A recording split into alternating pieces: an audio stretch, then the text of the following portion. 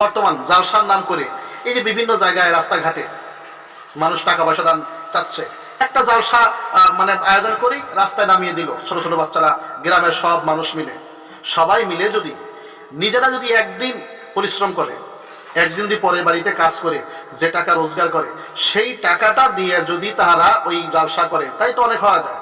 মানুষের কাছ থেকে টাকা নিতে হবে, গরিব মানুষের পকেট থেকে, রিক্সাওয়ালার পকেট থেকে, শ্রমিক মজুর ঠেলাওয়ালা এদের পকেট থেকে 5 টাকা 10 টাকা 2 টাকা করে নিয়ে টাকার বান্ডিল জমিয়ে বিশাল এক ভাইরাল বক্তাকে নিয়ে এসতেছেন।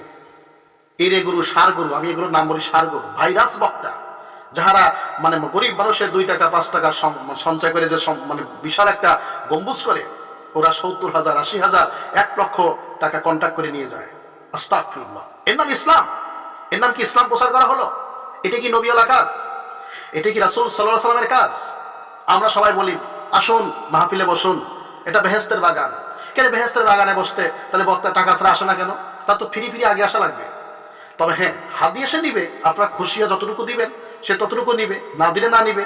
ইনফাক ফি সাবিলিল্লাহ হতে হবে, তা না 50,000 1 লাখ।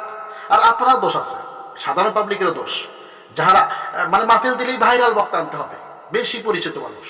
আর কে যাত্রা সিনেমা নাটক করতে পারলো, হাসাইতে পারলো, মিথ্যা কথা বলতে পারলো, বিভিন্ন অঙ্গভঙ্গিমে করে কৌতুক করতে পারলো, তার মার্কেট বেশি, কারণ সে ভাইরাল। সুতরাং এক হিসেবে আমার মনে হয় ঠিকই করে তারা, জনগণকে জাত করার জন্য এটাই ভালো। যারা ভাইরাল বক্তা আছে এটা তো তাদের হারাম, জায়েজ নাই, তারপরে বলবো যে জনগণ জাত করার জন্য 1 লাখের কাছে হিসেবে 5 লাখ কন্ট্যাক্ট করা উচিত। কি আর বলবো, সর্বাঙ্গে ব্যথা, ওষুধ লাগাবো কথা, থাক আর কাজ কি। আসসালামু আলাইকুম।